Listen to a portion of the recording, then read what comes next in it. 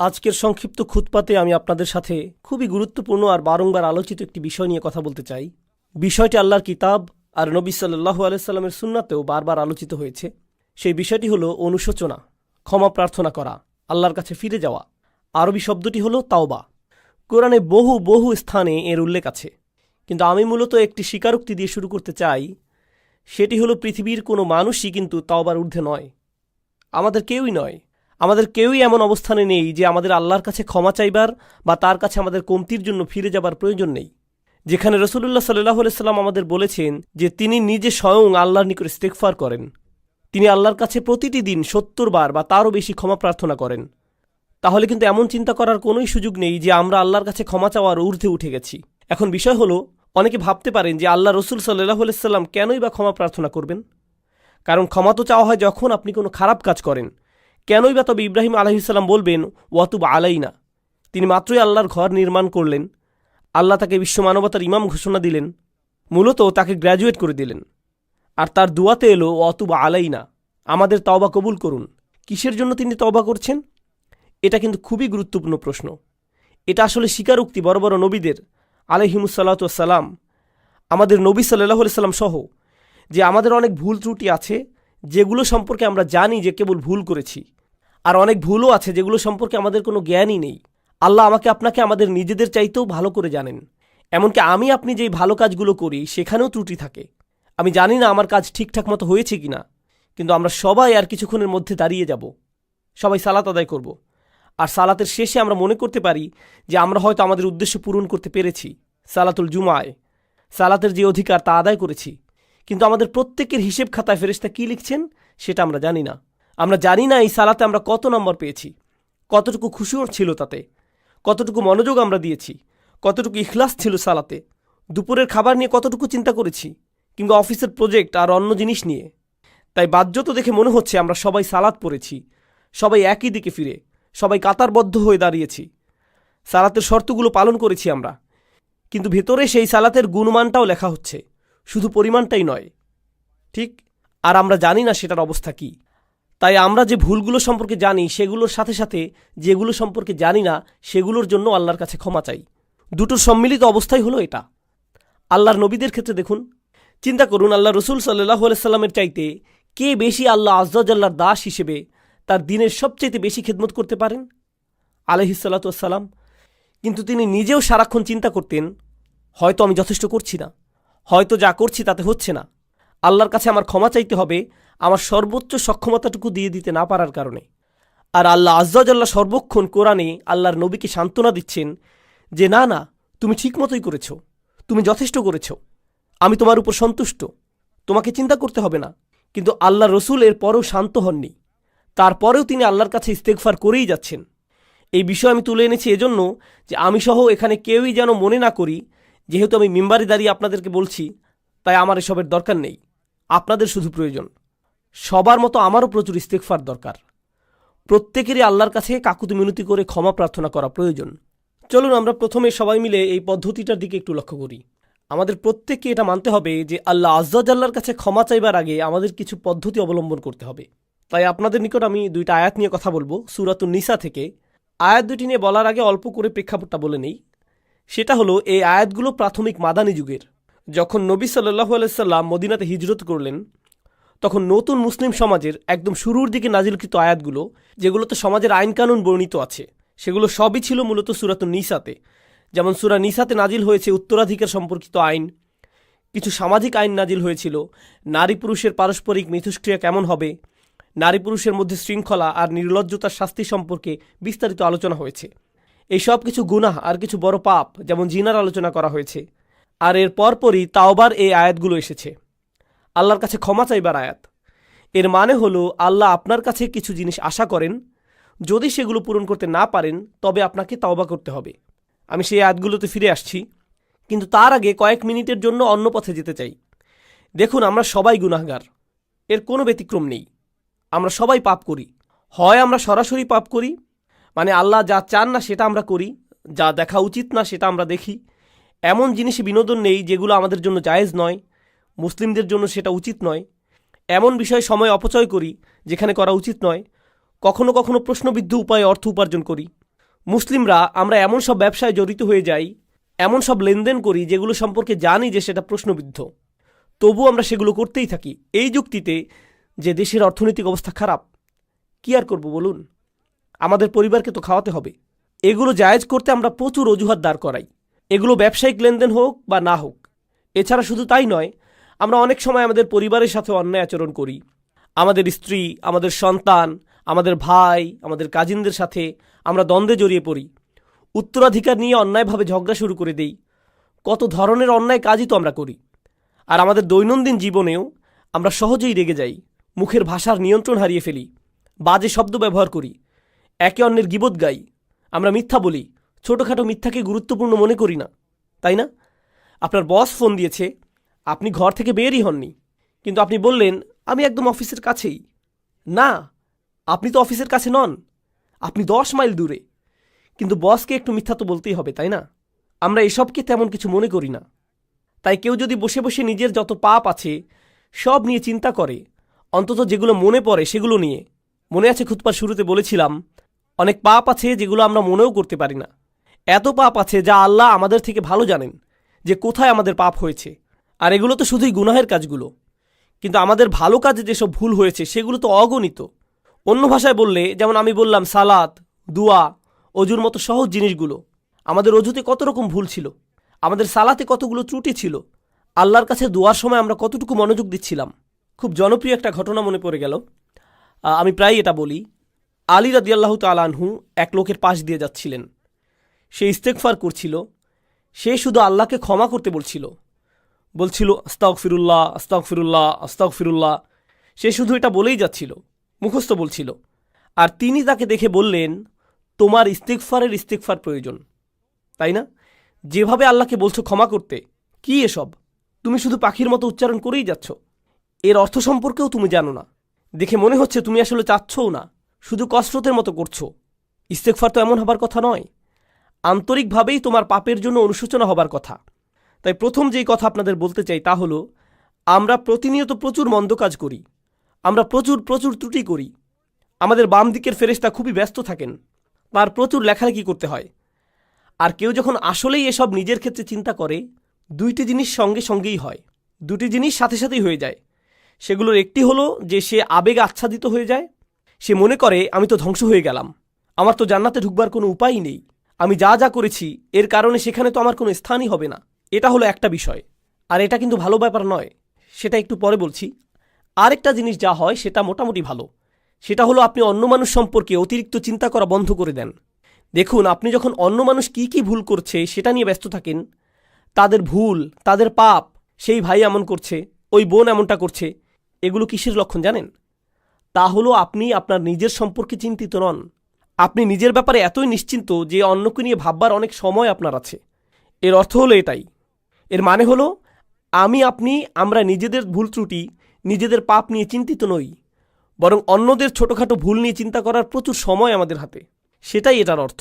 তাই আমরা যদি নিজেদের পাপ নিয়ে চিন্তা করি, তাহলে অন্যেরা কি করেছে সেটা নিয়ে এত না ভেবে নিজেদের অবস্থা সম্পর্কে বেশি দুশ্চিন্তা করতে পারবো। এখন আপনি যদি সত্যি নিজের অবস্থানে চিন্তাবোধ করেন আর ভয়ে আচ্ছন্ন হয়ে পড়েন যে আমার কোনো আশাই নেই, আমার জন্য কোনো ক্ষমাই নেই, তাহলে এই সময় আমাদের আল্লাহ আজ্জা জাল্লার হৃদায়তের প্রয়োজন। কারণ খুবই কষ্টকর আর দুঃখজনক অবস্থা এটা। দেখুন, সবচাইতে কষ্টকর আর সবচাইতে ক্ষতিকর মানসিক অবস্থা হলো একদম নিরাশ হয়ে যাওয়া। সবচাইতে ক্ষতিকর মানসিক অবস্থা এটা। এমনকি অমুসলিমরাও, তারা যখন একেবারে আশাহীন হয়ে যায়, তখন ড্রাগ ওভারডোজ করে, কেউ আত্মহত্যা করে, সব ধরনের অপরাধ করতে থাকে। যখন তারা নিরাশ হয়ে থাকে, নিজেদের নিয়ে আর কোনো আশাই বাকি থাকে না, তখন যা ইচ্ছা তাই করতে থাকে। যখন কেউ নিজের আত্মার একেবারে নিম্নতর অবস্থায় চলে যায়, তখন সেই মানুষের মনে আর কোনো প্রকার আশারই অস্তিত্ব থাকে না।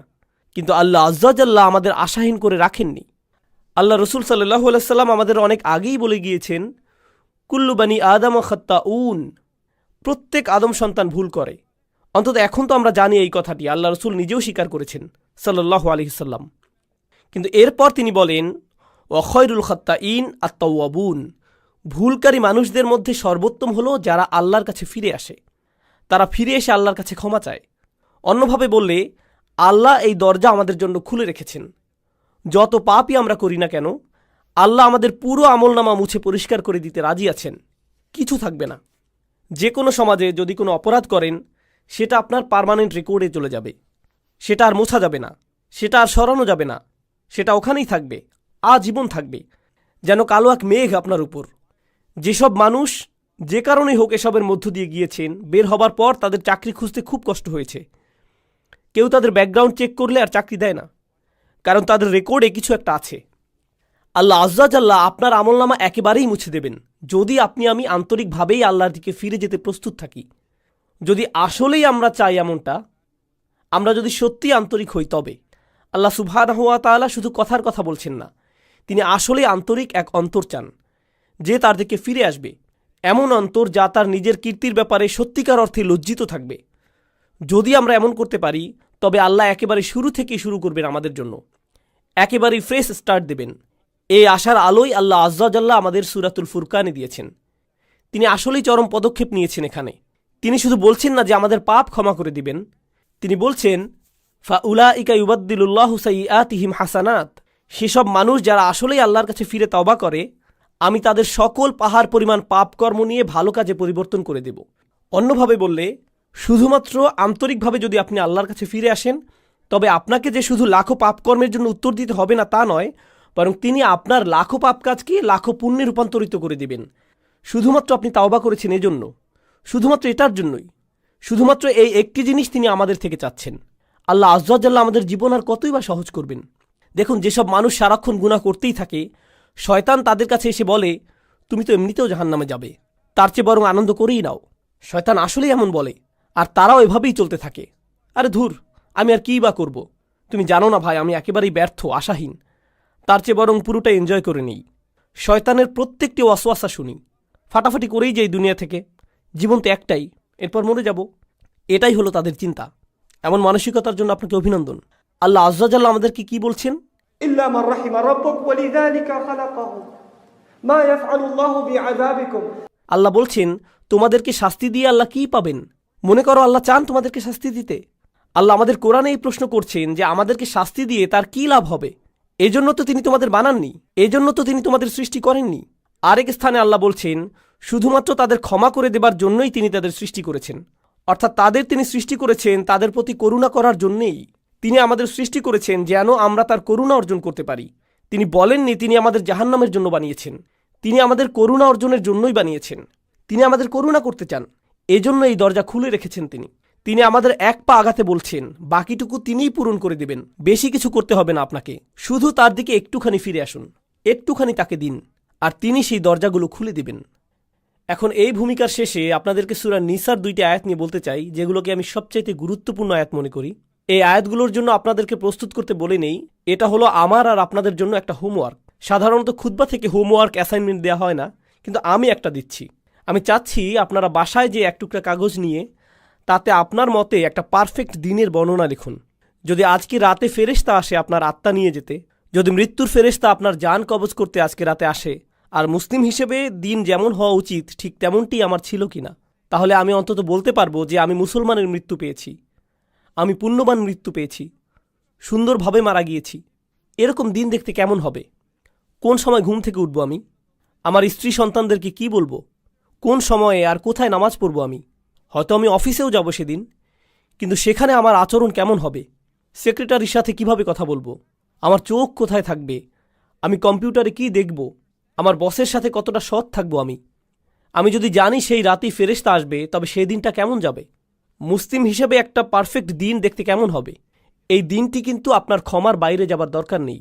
দিনটি হতে পারে যে কোনো সাধারণ দিন, আপনার যা করা উচিত তাই করছেন। এতে যেসব জিনিস থেকে দূরে থাকার কথা আপনি দূরেই থাকছেন। খুব একটা কঠিন না, কিন্তু আপনি যদি বিস্তারিত রুটিন করতে চান নিজের জন্য, আমরা সবাই এক এক রকম, আমিও ভিন্ন রকম, কিন্তু যদি নিজের একটা বিস্তারিত রুটিন বানান যেখানে পারফেক্ট একটি দিন কাটাবেন, আর সেই দিনের সবচাইতে গুরুত্বপূর্ণ অংশ হলো দিনটির খুঁটিগুলো। একটি বিল্ডিংকে যেভাবে খুঁটিগুলো ধরে রাখে ঠিক সেভাবে, তাই না? ঠিক তেমনি আমাদের দিনকে ধরে রাখে 5টি খুঁটি, 5টি সালাওয়াত, 5টি নামাজ। তো আপনার রুটিনের সেই অংশটি যেন ঠিক থাকে, খেয়াল রাখবেন এটা যেন থাকে। এর মাঝে কি করেন? এগুলোর মধ্যখানে কি করেন? ইন্না সলাতা কানাত আলাল মুমিনিনা কিতাবাম মাওকুতা। যেটা অর্জন করা সম্ভব সেটার প্রতি আমার আপনার কাজ করা উচিত। এটা আমি আপনি কিন্তু অর্জন করতে পারি। আমার দৈনন্দিন চিত্র এমনই হওয়া উচিত। কিন্তু কেন এমন হয় না দিনগুলো? কেন দেরিতে ঘুম থেকে উঠি আমি? সম্ভবত দেরিতে ঘুমাতে যাই, তাই। কেন এত দেরিতে ঘুমাতে যাই? কারণ সম্ভবত মধ্যরাত পর্যন্ত আমি মুভি দেখি। সম্ভবত সেটা বন্ধ করে সময় মতো ঘুমাতে যাওয়া উচিত আমার। কেন দোয়া করার সময় আমার কখনো কান্না আসে না? সম্ভবত আমি অনেক দিন যাবৎ আল্লাহর ঘরে যাইনি, তার কাছে যাইনি। শুধুমাত্র সেখানে যাই জুমার সময়, তাও আবার যখন তা একেবারে শেষের দিকে, যেন আবার নিজের জীবনে ছুটে যেতে পারি। কেন প্রত্যেকবার সালাতে যখন সিজদায় যাই উঠে দাঁড়ানোর জন্য ছটফট করি? যেমন সুবহান রব্বিল আযীম, সুবহান রব্বিল আলা, যেন এমনটা এতই তাড়াতাড়ি বলি আমি, কারণ আমার সেখানে বেশিক্ষণ থাকতে ইচ্ছে হয় না। আমার তো অনেক কাজ আছে, আমার জরুরি কাজ শেষ করতে হবে, তাই না? আল্লাহর সামনে নিজের মাথা নিচু করার চাইতে জরুরি আর কি হতে পারে? আমি বুঝি না আমরা কিভাবে নিজেদের বুঝ দিতে পারি এটা নিয়ে। সেই একটি জিনিস যা আল্লাহ তাকে করতে বলেছিলেন, সেই একটি জিনিস যা সে করতে অস্বীকার করেছিল, এই একটি জিনিস আমাদের তিনি প্রতিদিন করতে বলেছেন। আর আমরা যদি করিও সেটা যেন কৌতুক, কোনো রকম করে দৌড়। এটা তো কিছুই না। কি এটা? সিজদা। এজন্যই আপনার উচিত দিনের রুটিন বানানো। এখন আয়াতটি শুনুন। ইন্নামাত তাওবাতু আলাল্লাহ। তাওবা শুধুমাত্র আল্লাহর জিম্মাদারিতে। আল্লাহ যে শব্দটি বলেছেন, ইন্নামা কালিমাতাল হাসাল বিহাদিহিল আয়াহ, এই শব্দের মানে কি? এর মানে হলো আল্লাহ যা বলবেন এখন তা হলো একটি বিশেষ চুক্তি। শুধুমাত্র নির্দিষ্ট কিছু ব্যক্তির উপর কার্যকর করা হবে, সবার জন্য এটা না। এটা শুধুই তাদের জন্য যাদের বর্ণনা এখন দেয়া হবে। তিনি বলছেন আল্লাহ, কিছুই আল্লাহর উপর বাধ্যতামূলক নয়। আল্লাহ কিছুই করতে বাধ্য নন, শুধুমাত্র যা নিজের উপর বাধ্যতামূলক করেন সেগুলো ছাড়া। তিনি বলছেন আল্লাহ, আল্লাহর উপর এটা বাধ্যতামূলক যে তিনি নির্দিষ্ট ব্যক্তিদের তাওবা কবুল করবেন। আল্লাহ কিছু মানুষের তাওবা কবুল করাকে নিজের উপর আবশ্যক করে নিয়েছেন। কারা এই লোক? লিল্লাযীনা ইয়ামালুনা সুআ বিজাহালাতিন, সেই লোক যারা পাপ করে। এখানে আমি সাধারণ অনুবাদ করে দিচ্ছি, যারা পাপ করে। আল্লাহ মাত্রই বললেন তিনি নিজের জন্য যারা পাপ করে তাদের ক্ষমা করা বাধ্যতামূলক করে নিয়েছেন। তিনি কিন্তু আরও বলেছেন, চলুন দেখি এই লোকগুলো কারা। আর সেটার আগে ইয়ামালুন শব্দের প্রতি একটু মনোযোগ আকর্ষণ করছি। ইয়াফআলুন শব্দের তুলনায় আরবি ভাষায় কিছু করা বোঝাতে দুইটি শব্দ আছে, ইয়াসনাউনও আছে। এগুলো সবই কিছু করা বোঝাতে ব্যবহৃত হয়। ইয়ামালুন মানে হলো আপনার উদ্দেশ্য ছিল। এমন না যে আপনার ভুল হয়েছে, বরং আপনি করেছেন, আপনি জানতেন কি করছেন, আপনি ভুল করেছেন। এটা এমন না যে আপনি কিছু একটা বলে ফেললেন কিন্তু বলার সময় খেয়াল ছিল না যে ভুল করছেন, সেটা উদ্দেশ্যহীনভাবে। আমি উদ্দেশ্যের কথা বলছি, এটা কোনো ভুল নয়। তওবার প্রথম ধাপ হচ্ছে আমাকে আপনাকে অন্তত স্বীকার করে নিতে হবে যে পাপ করেছি। অজুহাতের পেছনে লুকানো বন্ধ করতে হবে। আল মাআজিরু মাকাজির, অজুহাত হলো মিথ্যে কথা। অজুহাত মানে এটাই, আপনি যদি অন্তত নিজের সাথে সৎ থেকে বলতে না পারেন যে হ্যাঁ আমি ভুল করেছি, আমি পাপ করেছি, কোনো অজুহাত নেই।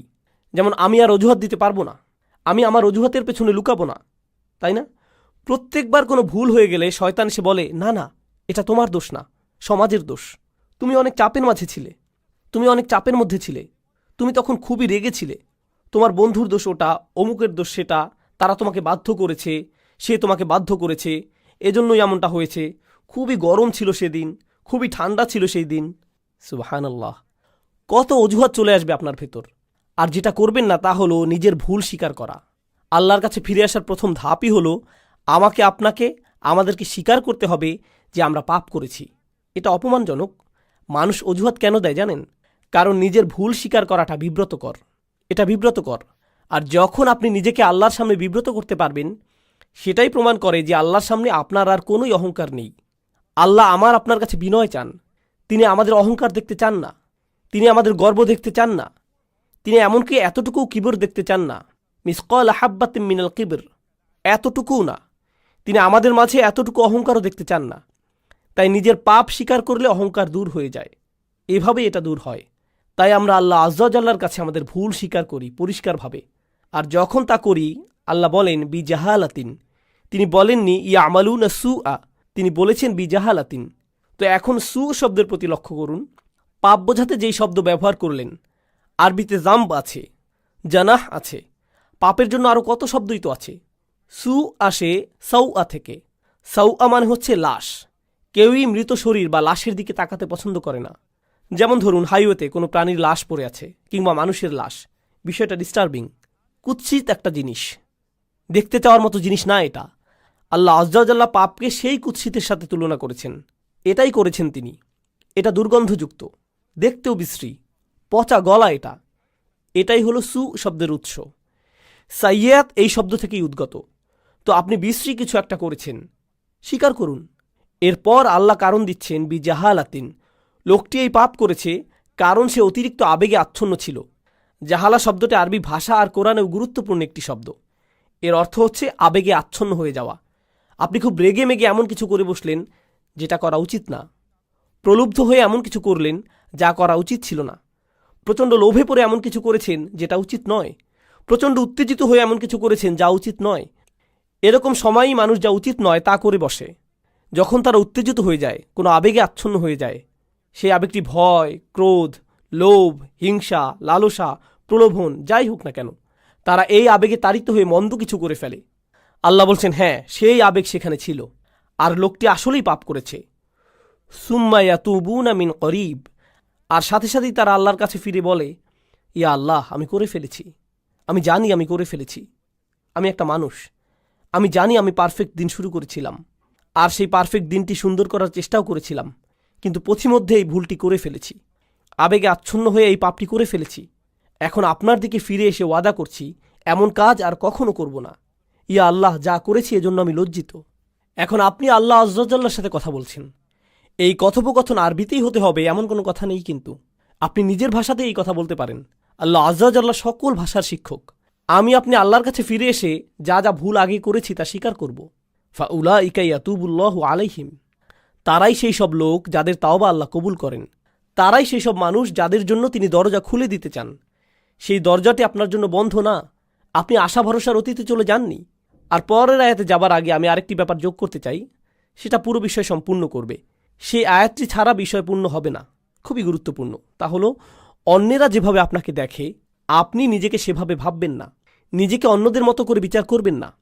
অন্যেরা ভাবতে পারে আপনি অনেক অসাধারণ, সেটাই আপনাকে অসাধারণ করবে না, এমন নাও হতে পারে। মানুষ আবু বকর সিদ্দিক রাদিয়াল্লাহু আনহুর কাছে এসে বলতো, আপনি খুবই ভালো। তিনি শুনে বলতেন, আল্লাহুম্মা আতিনি বিমা ইয়াকুলুন ওয়ালা তুআখিযনি বিমা লা ইয়ালামুন। তিনি বলতেন, ইয়া আল্লাহ, তারা যা সত্য মনে করে সেটা আমাকে দিন, আর তাদের যেটার জ্ঞান নেই সেটার কারণে আমাকে পাকড়াও করবেন না। তাদের কোনোই জ্ঞান নেই, তিনি নিজেই জানতেন। অন্যেরা তার সম্পর্কে কি বলে সেটাতে তিনি অভিভূত হতেন না। একই সাথে অন্যেরা আপনার সম্পর্কে যেই খারাপ কথা বলে সেটা দিয়েও নিজের বিচার করবেন না।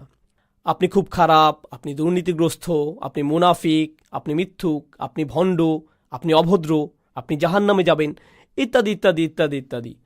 এগুলোর কোনোই অর্থ নেই। মানুষ আপনাকে চেনে না, আল্লাহ জানেন। মানুষ যদি বলে আপনি কোনো কাজের না, আপনাকে দিয়ে কিছুই হবে না, ইত্যাদি ইত্যাদি, এর মানে এই নয় যে আল্লাহ আপনার সম্পর্কে সেটাই ঠিক করেছেন। ঠিক যেভাবে মানুষের প্রশংসা আপনাকে ভালো মানুষ বানায় না, তেমনি মানুষের নিন্দাও আপনাকে মন্দ লোক বানিয়ে দেয় না। সেটার সিদ্ধান্ত শুধু আল্লাহরই কাছে, আর কারো নয়। সেটা শুধু আপনার আর আল্লাহর মধ্যেই। আপনার সম্পর্কে মানুষের মন্তব্য যেন আল্লাহর সাথে সম্পর্ক নষ্ট না করে দেয়। তারা আল্লাহর কাছ থেকে তথ্য নিয়ে আপনার ব্যাপারে মন্তব্য করেনি। তাদের সেই তথ্য নেই, শুধু তার কাছেই আছে। তিনি বলছেন, শুধু এই লোকগুলোর তওবাই আমি কবুল করব। আল্লাহ আমাদের সবাইকে তাদের অন্তর্ভুক্ত করুন। এর পরের আয়াতে বলছেন, এই লোকগুলো থেকে আমি তওবা কবুল করব না। পরিষ্কার করে বলছি, আমি চাই তোমরা তওবাকারীদের মধ্যে অন্তর্ভুক্ত হও। এই লোকগুলোকে আমি গ্রহণ করব, কিন্তু এদেরকে আমি গ্রহণ করব না। লাইসাতুত তওবাতু লিল্লাযীনা ইয়ামালুনাস সাইয়্যাত, যারা পাপ করতে থাকে একের পর এক একের পর এক। আগের আয়াতে শব্দটি ছিল সু, মুফরাদ, একবচন। এখন আমরা পাচ্ছি সাইয়্যাত, বহুবচন। এর মানে হচ্ছে সে বারবার গুনাহ করে আর বলে, আরে আস্তাগফিরুল্লাহ, করা উচিত ছিল না, কিন্তু কালকে আবার করব, এরপর আবার আস্তাগফিরুল্লাহ বলবো, সমস্যা নেই। তারা নিজেদের পাপের প্রতি আসক্ত না, বারবার বারবার তারা করতেই থাকে না। নিজেদের বলে না, তাওবার দরজা তো খোলাই আছে, আমি আরেকটু মজা করে নিতে পারি। এটা আসলে হলো খ্রিস্টান মানসিকতা। আমি রবিবার যে ক্ষমা চেয়ে নেব, পুরো সপ্তাহ পার্টি করে নেই, তাই না? এরপর রবিবার আবার যে খাতা পরিষ্কার করে আসব। এভাবে আমাদের দিন চলে না। আল্লাহ নিশ্চিত করেছেন যেন আমরা তার দিন নিয়ে এভাবে খেলা না করি। তাই তিনি বলছেন, যেসব মানুষ বারবার গুনাহ করে, বারবার ফিরে যায়, এই চিন্তা করে যে ক্ষমা চাইবে আর সব ঠিক হয়ে যাবে, এমনটা গ্রহণযোগ্য নয়। এভাবে আল্লাহ আজ্জাল্লাহর সাথে খেলা করা যাবে না। ওয়ালাইসাতিত তাওবাতু লিল্লাযীনা ইয়ামালুনা সাইয়্যাত হাত্তা ইযা হাদারা আহাদুহুমুল মাউত। অবশেষে তাদের কারো মৃত্যু চলে আসে। ক্বালা ইন্নী তুবতুল আন, আমি আসলেই তওবা করছি, এই শেষ, আর কখনো করব না। একবার আমি প্লেনে যাচ্ছিলাম, আর সাধারণত যখন প্লেনে চড়ি আমি ঘুমিয়ে যাই। তো আমি যাচ্ছি আর আমার আশেপাশে দেখছি মানুষজন তাদের আইপডে অথবা আইপ্যাডে বা তাদের ল্যাপটপে বসে মুভি দেখছে, অথবা তাস খেলছে, গান শুনছে, প্লেনে বসে মাথা দুলাচ্ছে, তাই না? তো ঘুম ভেঙে দেখি প্লেন হঠাৎ 50 ফিটের মতো নেমে গেছে, কেবিনের প্রেশার বদলে গেল, মালাকুল মৌতের কাপগুলো নেমে এলো, তাই না? তখন আশেপাশে সবাইকে কি করতে দেখেন? সবাই দোয়া করছে, একেবারে সবাই। ও আল্লাহ, আমি সরি, আমি সরি, আমি সরি। সবাই এমন করছে। কি ধর্ম সেটা আসে যায় না, সবাই দোয়া করছে। এরপর ক্যাপ্টেন ক্ষমা চাইল, কাপগুলো উপরে উঠে এলো, প্লেন আবার স্থির হলো। এরপর কি হয় বলুন তো? প্লে বাটন আবার চাপ দেয়। আর অসাধারণ সিন দেখছিলাম তো আমি। আবার তারা স্বাভাবিক হয়ে যায়। এটাই হলো আল্লাহ আজ্জা জাল্লার সাথে ক্রিয়া কৌতুক। মৃত্যু যখন চলে আসে তখন তারা ক্ষমা প্রার্থনা করতে থাকে, ইন্নী তুবতুল আন ওয়ালাল্লাযীনা ইয়ামুতুনা ওয়া হুম কুফফার। কিংবা তারাও না যারা অবিশ্বাসী অবস্থায় মারা যায়, মানে যারা তাওবা নিয়ে খেলা করে আর যারা কুফফার অবিশ্বাসী অবস্থায় মারা যায়, আল্লাহর কাছে দুটোই সমান। তিনি তাদের একই আয়াতে ফেলেছেন, একইভাবে বিচার করছেন তাদের। আমি তাদের তওবা কবুল করব না যারা অবিশ্বাসী অবস্থায় মারা যায়, আর আমি তাদেরও ক্ষমা করব না যারা বারবার পাপ করতেই থাকে, মনে করে যে খেলা করছে।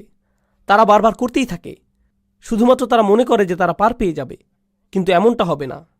উলাইকা আ'তাদনা লাহুম আযাবান আলীম, তারাই সেই সব মানুষ যাদের জন্য কষ্টকর শাস্তি প্রস্তুত করেছি। আল্লাহর সাথে আমাদের আচরণ হবে প্রথমত নিজের ভুল স্বীকার করা, দ্বিতীয় ধাপ আল্লাহর দিকে ফিরে যেয়ে তার কাছেই পাপ থেকে বের হবার দোয়া করা, আর তিনি সেটা করবেন। আপনি বলবেন না যে গুনাহটি আমার থেকে বেশি শক্তিশালী, কারণ আল্লাহ বলছেন লা ইউকাল্লিফুল্লাহু নাফসান ইল্লা উসআহা। আল্লাহ কারো উপরই সাধ্যাতীত বোঝা চাপিয়ে দেন না। আপনি সামলাতে পারবেন বলেই আপনাকে মানুষ হিসেবে বানানো হয়েছে। আপনি আপনার পাপের চাইতে শক্তিশালী, আল্লাহ আজ্জা জাল্লা সেটা জানেন। আপনি নিজেকে প্রবোধ দেবেন না, নিজেকে ভুল বুঝিয়ে বেঁচে যাবেন না। আপনি যেই পাপে জর্জরিত থাকেন না কেন, আপনি সেটার চাইতে শক্তিশালী। এটাই আল্লাহ আমার আপনার জন্য করেছেন। তিনি আমাদেরকে সম্মানিত করেছেন। তিনি আমাদেরকে সম্মানিত না করলে আমাদের পাপ আমাদের চাইতে শক্তিধর হয়ে যেত, শয়তান আমাদের চাইতে ক্ষমতাধর হয়ে যেত। ইন্না ইবাদি লাইসা লাকা আলাইহিম সুলতান, আমার বান্দার উপর তোমার কোনো কর্তৃত্বই থাকবে না। আল্লাহ শয়তানকে বলেছিলেন তোমার কোনো কর্তৃত্ব থাকবে না তাদের উপর, অর্থাৎ সমস্ত মন্দের উৎস শয়তানের কোনো ক্ষমতাই নেই মানুষের উপর। তাই আমাদের অজুহাত দেবার আর কোনো কারণ নেই। আপনি আপনার পাপ স্বীকার করুন, আমরা আল্লাহর দিকে ফিরে গিয়ে আমাদের ভুলকে মেনে নেই। এরপর আন্তরিকভাবে আল্লাহর কাছে ওয়াদা করুন যে এসব থেকে দূরে থাকবেন। আন্তরিকভাবে আল্লাহর কাছে ওয়াদা দিন এসব থেকে দূরে থাকবার। আপনার ক্ষমতায় যতটুকু আছে তা দিয়েই জীবন বদলে দেবার চেষ্টা করুন। সেই পাপ থেকে দূরে থাকুন, সেটা মন্দ বন্ধুদের থেকে আসুক, কিংবা কম্পিউটারের সাথে একা থাকার মাধ্যমে হোক, কিংবা অফিসের কলিগদের থেকে, যেখান থেকেই আসুক না কেন, আপনার জীবন থেকে সেসব বদলানোর চেষ্টা করুন। এটাই হলো তাওবা। সেটা অলসতার তাওবা হতে পারে। আপনি হয়তো ফজরের অনেক পরে উঠে কাজা পড়েন, আহা কাজাটা পরে নেই, তবে এটাই আপনার কাছে নর্মাল হয়ে গেছে, সিরিয়াসলি আর নেন না এটা। আপনি বলেন আমি চেষ্টা করেও পারি না। অবশ্যই পারেন। রাতে মুভি দেখা বন্ধ করে আল্লাহর সামনে দাঁড়ান, অজুহাত দেওয়া বন্ধ করুন, নিজেকে প্রবোধ দেওয়া বন্ধ করুন। আল্লাহ আজ্জা জাল্লা এই জাতিকে তখনই উপরে তুলবেন যখন এই জাতি তওবার জাতি হবে, যখন আমরা আমাদের তওবা দ্বারা পরিশুদ্ধ হব। আল্লাহ আজ্জা জাল্লা আমাদের সবাইকে তার ক্ষমা চাইবার ক্ষেত্রে আন্তরিকতা দান করুন। আল্লাহ আজ্জা জাল্লা আমাদের তাওবা গ্রহণ করুন, দিনে দিনে আরও ভালো মুসলিমে পরিণত করুন। আল্লাহ আজ্জা জাল্লা যেন আমাদের শক্তিশালী সুন্দর মুসলিম পরিবার গড়ে তোলার সামর্থ্য দেন, যারা এই দ্বীনের সৌন্দর্য বিশ্বের সামনে তুলে ধরতে পারবে। বারাকাল্লাহু লি ওয়া লাকুম ফিল কুরআনিল হাকিম ওয়া নাফা'নি ওয়া ইয়্যাকুম বিল আয়াতি ওয়া যিকরিল হাকিম। আসসালামু আলাইকুম ওয়া রাহমাতুল্লাহি ওয়া বারাকাতুহু।